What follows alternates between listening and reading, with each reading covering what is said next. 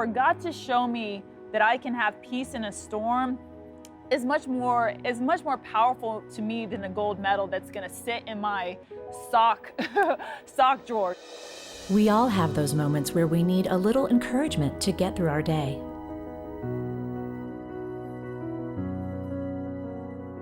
Someone to remind us that we are not alone. Find peace.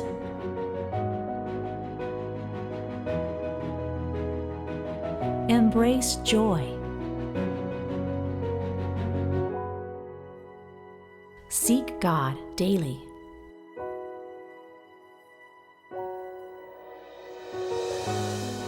Welcome to Jesus Calling Stories of Faith. Our guest is three-time world champion athlete Lolo Jones. Lolo is one of only 10 athletes in history to compete in both the Summer and Winter Olympic Games. Her success as a hurdler and later as a bobsledder speaks to the incredible fortitude she's honed as an endurance athlete, but also as a child who grew up in a home where her father was frequently incarcerated. Even as a young kid, Lolo was determined to succeed, and today she tells us how faith fueled her triumphs, and about the devastating moment she thought God was using her to show His glory, only to watch her quest for a gold medal dissolve before her very eyes. I'm Lolo Jones, Summer and Winter Olympic athlete, three-time world champion. I grew up in Des Moines, Iowa. I have 5 siblings total, so I have 3 brothers and a sister, and it was a rough childhood. My dad was in and out of prison growing up, and at one point, my mom lost her house, so we were homeless. One day, she gave us each a blanket, put us in the car, and just started driving. And she said she didn't know where she was going, she didn't know where she was heading, and she ended up driving to the Salvation Army. And so we actually lived in a church while we were homeless until my mom could get her feet back off the ground. The good thing about my parents, and especially my dad, even though he was in and out of prison, he was a believer. And I think having him as an example in my life is, even though we can believe in Christ and love Christ, we can still struggle with sin. And so he struggled, he struggled with alcoholism, he struggled with, just different aspects. But at the same time, with all the demons and fears that he was facing, he still raised me to be a believer and took me to church every weekend. And so I just really see God's grace in that whole situation. Like, I've messed up at the Olympics and it's cost me an Olympic gold, and how can you ever recover from that? And I look at my dad and see all the mistakes he's made, and still yet good came from it. And I can really see the Bible verse that says all things work together for His good and glory. Yeah, I definitely think that my hardships were molded me for the life that I would have to go through later. There were times where I was embarrassed because, if there was a school dance and I knew my mom didn't have enough money to buy me a dress, so I just wouldn't go to the school dance. And then some other parents found out and offered to, get me a secondhand dress, or my first pair of running shoes were donated from somebody's car. Like they had an extra pair of running shoes in the trunk of their car. So my first pair of running shoes were, hand-me-downs. And so I think that that's always what's kept me just going. And even when you're a runner, sometimes, your hardest workouts, and it's breaking you down. You're like, how am I gonna get through this? Your body is failing on you. You feel all the pain accumulating in your legs, your lungs are burning, but somehow you manage to get through. You manage to finish by just enough. And once you cross that finish line, you are so strong and you just come alive. And I think that that's what God was doing to me and my family in those moments, by just allowing just enough, is to really rely on Him and His provision. I started the Hurdles of Hope Foundation to help single moms and families that have incarcerated parents, because that's the environment I grew up in. And I looked back and I thought about all the shoes that were donated to me, all of the Christmas presents and Thanksgiving meals that were provided to my family because we couldn't afford food or groceries. And I started the foundation because it's such a hard thing to talk about. It's such a hard thing for kids to go through. And the stat of if a kid has a parent that's incarcerated, it tremendously increases their chance that one point in their life they will as well be incarcerated. I wanted to break that chain. I wanted to break that cycle.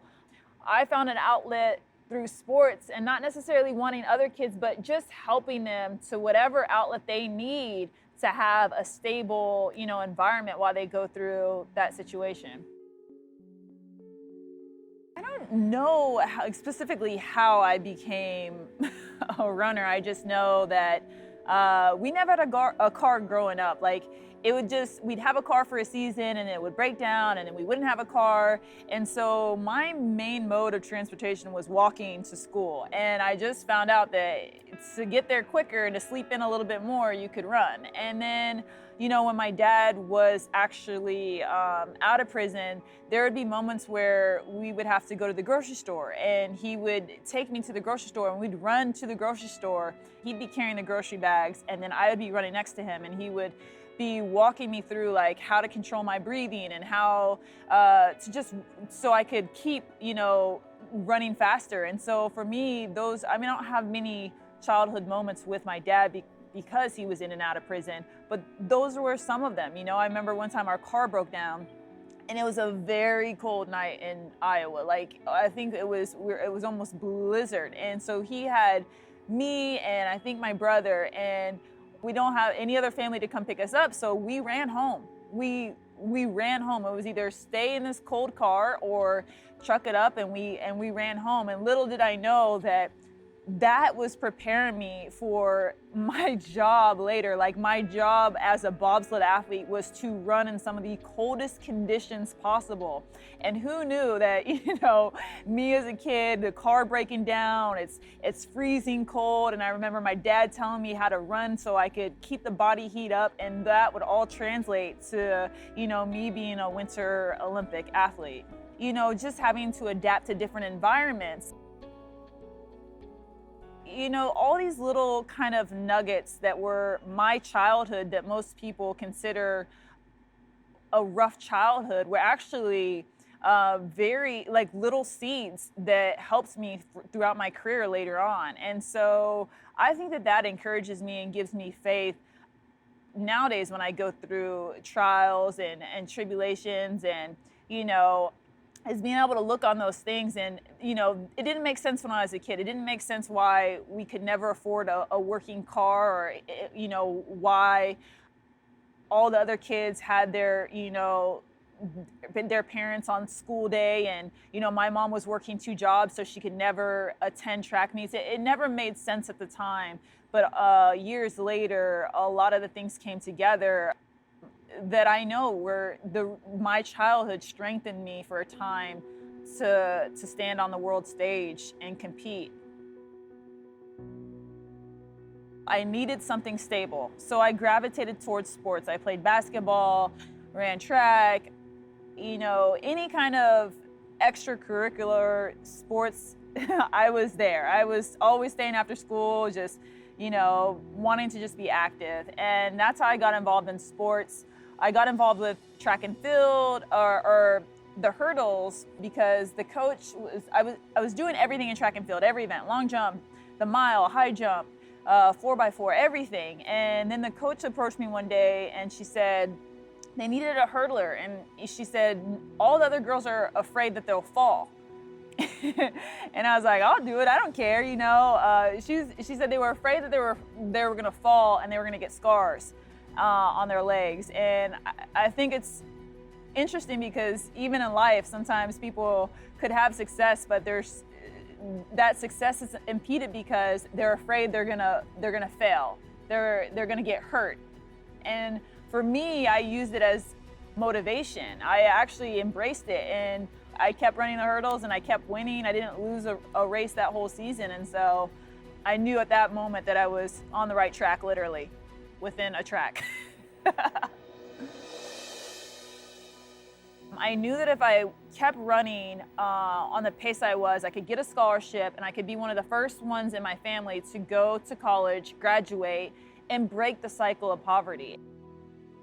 I decided to go to LSU because at the time it was a powerhouse in track and field. It had won 13 national titles. And my original goals with LSU were obviously to be successful, but I was just thrilled to have a scholarship, and I was determined to keep that scholarship. Nothing's guaranteed when you're an athlete. And I knew that if my scholarship was reduced in any way, I had no way to afford to go to college. So I just worked so diligently every day so that I would be able to keep my scholarship and represent LSU in the best way. That I guess that focusing on that actually helped easily transition me into, oh my gosh, I could maybe possibly be an Olympic athlete.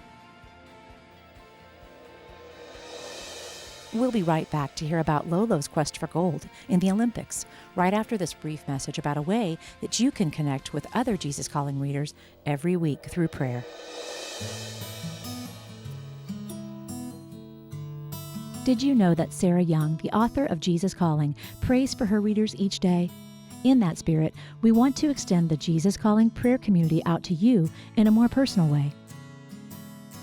Each Tuesday morning, you can dial into the Jesus Calling weekly prayer call, where the team from Jesus Calling and special guests will minister to us during a 10-minute call to reflect on that day's passage from Jesus Calling, read scripture references, and pray together for each other and our world. Prayer call times are 8 a.m. Eastern, 7 a.m. Central, 6 a.m. Mountain, and 5 a.m. Pacific, and are for U.S. only. For more information on the Jesus Calling weekly prayer call or to submit prayer requests, please visit jesuscalling.com/prayer-call.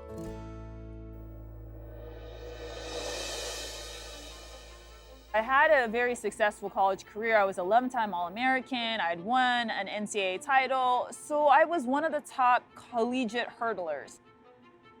I went to my first Olympic trials, and that's where my world was completely shaken up. I mean, I was competing now against the pros, and I didn't even make the final. I wasn't even the top 8 in the US. I mean, you talk about you go from the top in college and then just being squashed like a bug. That's essentially what happened.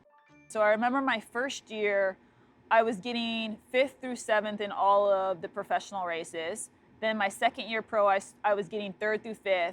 And then I started getting top 3. And then the year of the 2008 Olympic trials, I went into the Olympic trials, and not only did I win and made my first Olympic team, I was the fastest hurdler in the world.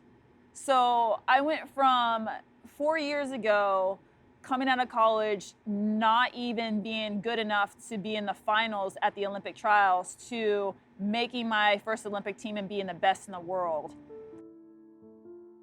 And I remember the race sets off, and hurdle 3, 4, and 5, I'm crushing it. I knew I was in the lead. And then out of nowhere, I hit the 9th hurdle.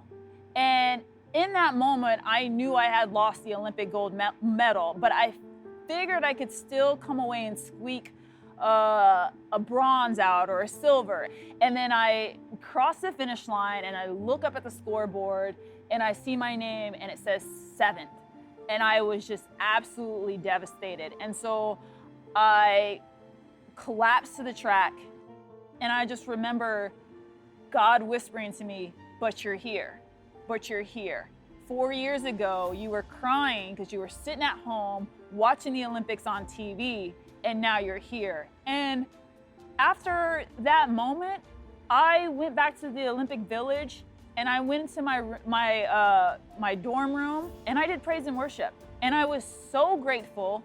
My heart flooded with joy, and it just taught me so many different things, you know, how we can continue to have promotions, and then the moment we get promoted, then if we're already looking to our next promotion and not being grateful for the new level God has given us. And then it also taught me how to praise in the midst of my heartbreak, and that God could give me peace joy and clarity to hold me through those moments.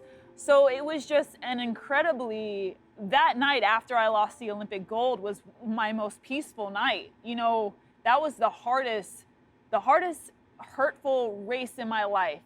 But that night, I had so much peace. You know, like looking back, if I go through hardships and I know, okay, this really, really hurt me. This is frustrating. I wanted this so bad and it was ripped away.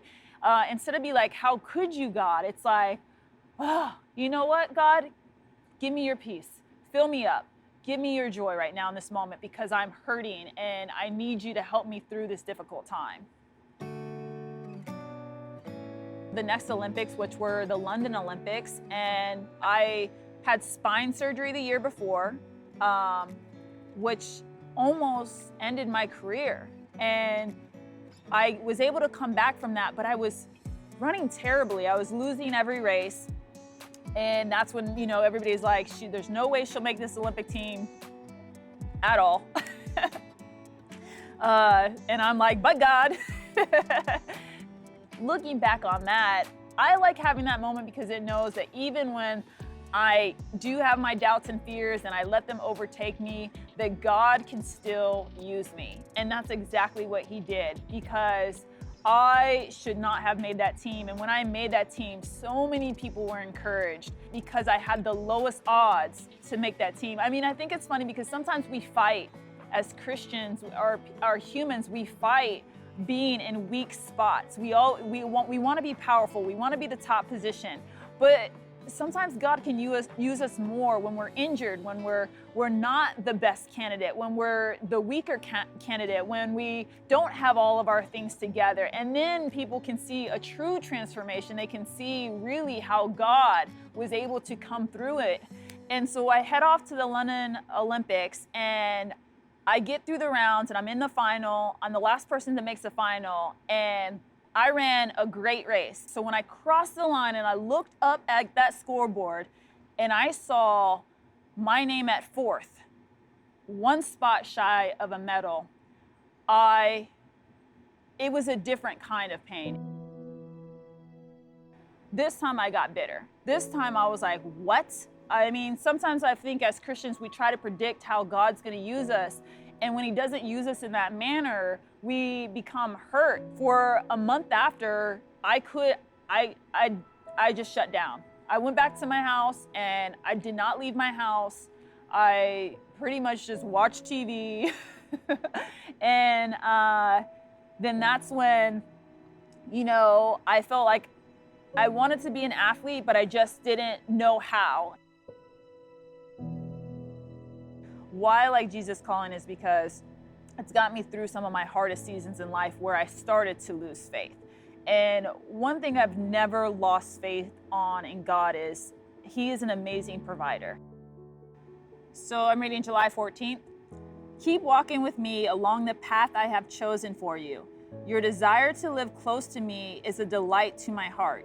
I could instantly grant you the spiritual riches you desire, but that is not my way for you. Together, we will forge a pathway up the high mountain. The journey is arduous at times, and you are weak. Someday you will dance light-footed on the high peaks, but for now, your walk is often plodding and heavy. All I require of you is to take the next step, clinging to my hand for strength and direction. Though the path is difficult and the scenery dull at the moment, there are sparkling surprises just around the bend. Stay on the path I have selected for you. It is truly the path of life. And so that's when I remembered who hasn't seen this movie, Cool Runnings? I mean, I grew up on this movie. It's a classic, I guess because I was watching so much TV. And then that's when I was like, you know what? I'm gonna go to bobsled. There's no one's gonna expect me or put any pressure on me to make this Olympic team because it's not my sport. And that's what led me to be on the path to make my, third Olympic team. I guess I'd say that if being a runner, an Olympian has taught me anything, of all the races I've competed in, A lot of the races I've lost have actually meant more to me than some of my victories, because it showed me what I had to do to persevere, to press on, to not give up, and what I fought to just even cross the finish line. So the Jesus Calling app says to focus on step by step. And there's so many times in life, in practice, where I'm so tired, all I can do is think about the next step. And I just tried to apply that to life. You know, I'm having a bad day, I'm overwhelmed, I don't feel like I'll ever make another Olympic team. People call me washed up, and I just focus on the step. To learn more about how you can help others with incarcerated loved ones through the Hurdles of Hope Foundation, go to lolojonesusa.com. Next time on Jesus Calling Stories of Faith, we speak with country music star Lauren Elena. After finishing in the top 2 on her season of American Idol, a then 15-year-old Lauren was cast into the public spotlight to deal with the highs and lows of fame. Lauren reflects on her anchor through it all. I kind of grew up in a household that there were lots of ups and downs, but the one thing that I do feel like my parents nailed was Jesus' love. And his unconditional love, and I never felt like I wasn't loved. And going through what I've gone through publicly and all of the things, the one constant thing I always had was Jesus. And I say a lot, we turn our back on him. He never turns his back on us. And anytime we're willing to go back to him, he's always there. Thank you for watching Jesus Calling Stories of Faith. To learn more about how to keep up with our shows bi-monthly and to listen to our weekly podcast, please visit youtube.com/JesusCallingBook to view and hear previous episodes, and to watch a short informational video about how to access all things Jesus Calling on audio and video formats. Plus, learn how to subscribe to our podcast and video channels. Your subscription helps get the word out to more people who will benefit from these inspirational stories of faith.